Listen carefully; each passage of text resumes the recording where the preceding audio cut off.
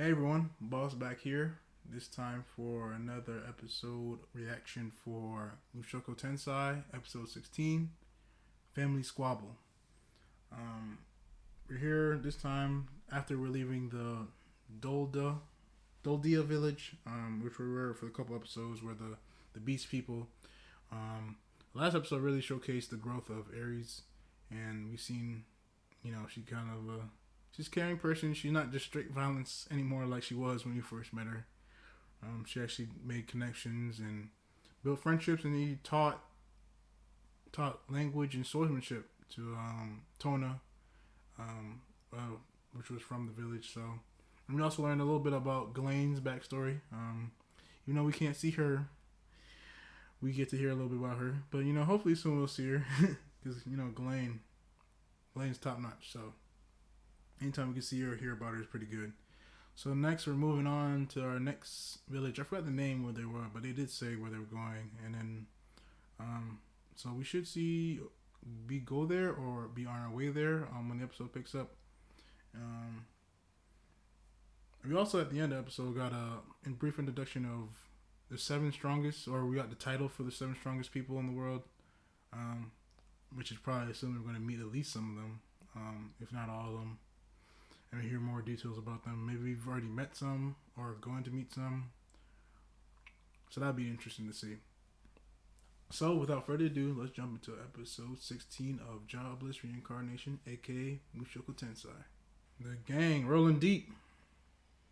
Oh yeah, what's his name? Geese is rolling with us. Monkey face guy. I wonder how much time passes as they're going on their journey. Milis. Holy country. He said peace out as soon as he pulled up. Oh, he's cook. Okay. Wants to learn first thing someone? Yeah. Mischief. That might be why he's leaving before they even get into the city. He knew Brutus's name, right? It's a different song to start out the episode. It's still not doing intros, but it's a different song. They actually had a different song for the Doldia village one too. Try to match up the setting with the music that they play at the start. So that's pretty good idea. As you know, they build up the setting, see where you are, we get a good view of everything. It's always nice and interesting. I feel like this is somebody would sing in like a cathedral. It's a really nice city. Yeah, they actually clap. Sell merch. A soul brother. You didn't see him? You haven't seen him make them? You forgot for a year and a half? That's really hectic. I mean, we seen it, so. Goblin Slayer Season 2. Oh, he thought of it too. What's Ridgew doing in his free time? He's not going to understand that. You should know better than that. You've been with him a year and a half. You write all that down? That's a lot to write down. Somebody kidnapped. Damn. There's always kidnapping in like these medieval settings or fantasy settings. Nobody's following us? Nope. But she's to be followed. Yo! I'm guessing that everything's not what it seems. Yo, he couldn't contain himself. Rudius. Rudius is gonna be Rudius, huh? Every episode. I mean, you saw the goblin thing he thought of. Oh, he put a penny on his face. Penny mask. And he set him up. Damn, she came in with the bikini armor. He has plus 10 to defense. Oh my gosh. This kid. No way. He didn't just do that. He's distracted. Oh, Rudy. Focus. I know the voice of that drunk. Future sight.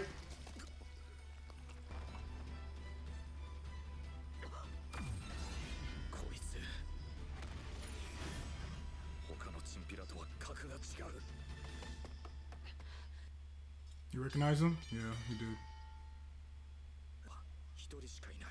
He is the only one that calls him Rudy?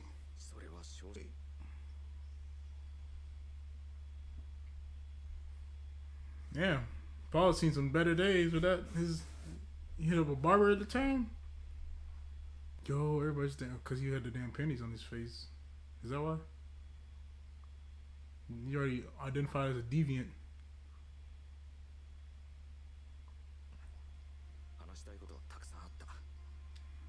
Well, I got a story to tell you. Huh? He called them his sidekicks. Everybody in the bar listening?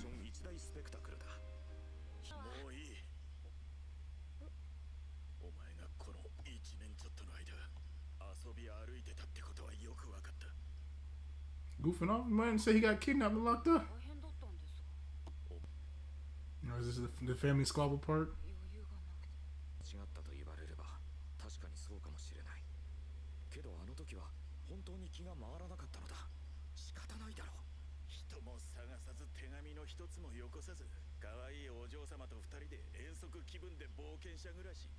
Yo, everybody in the bar is looking.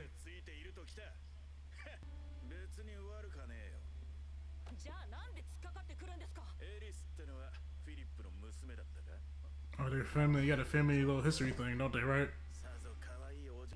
Oh, damn.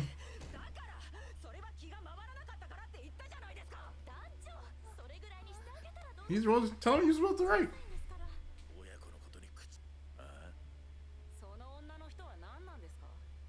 Where's mom?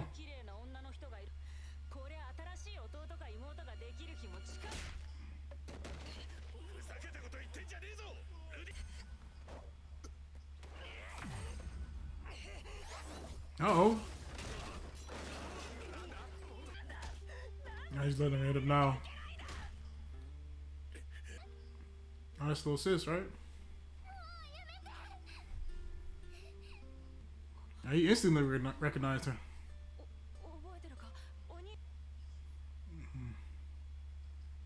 He did swing first. He did swing first. And he is a child. We know he's not like helpless, but hey, I'm surprised that people just looking like that. Like he actually is like some villain.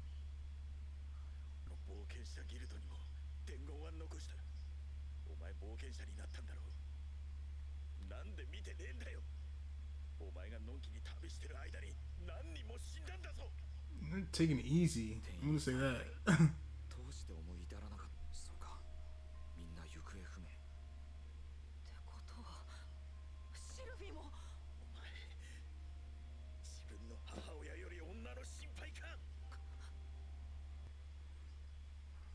Rudis was in the cage for a while, bro.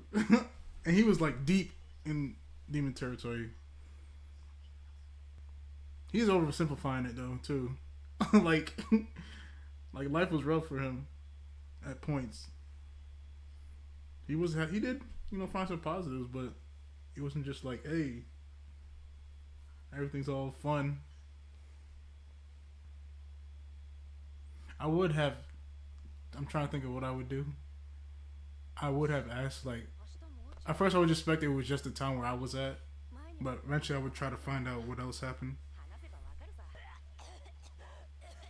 But he did also have a lot on his plate too, so.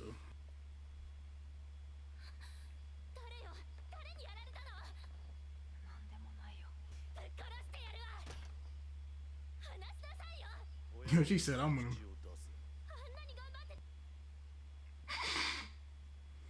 Why she meekly jumped to some blushing thing to comfort? You could just be nice and just talk to him or something. But I guess she doesn't know. It's just a parent. Look at Rude Jerry. He's like, yeah. He does make for awkward situations later with his dad. That whole event. So I want to see where that goes. There he is in the ending. You see the rest of the people in the ending too. Ghislaine and Aisha and Lilia. We don't see moms though. I don't think we did. Zenith. Alright guys, well that was episode, was it 15 or 16 of Mushoku Tensei, family squabble.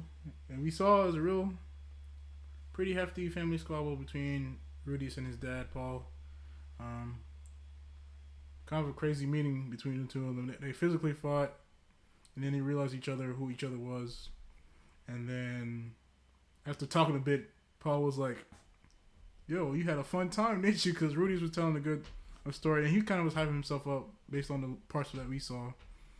So Paul interpreted that as like, okay, you were having fun where everybody else was working hard, trying to find and help the people that suffered from the transportation disaster, or teleportation disaster is what they're calling it. And Rudius said the thoughts never came to him to like go in detail and check everything out.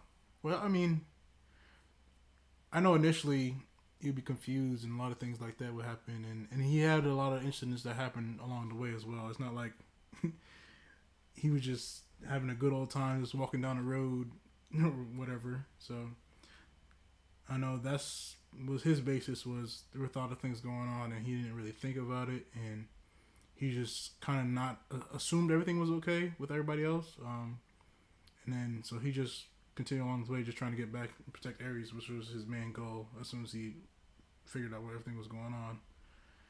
And but Paul organized a search party and rescued people that were affected and looking for the rest of their family. We see his little sister Norn is with Paul, but we're still looking for everybody else in the family. And so kind of come to an impasse. They physically fought at the end again too, which is when Norn showed up and stopped them, or stopped Rudius from just keeping hitting Paul, because Paul at that point stopped. So it's pretty crazy. It's pretty dramatic.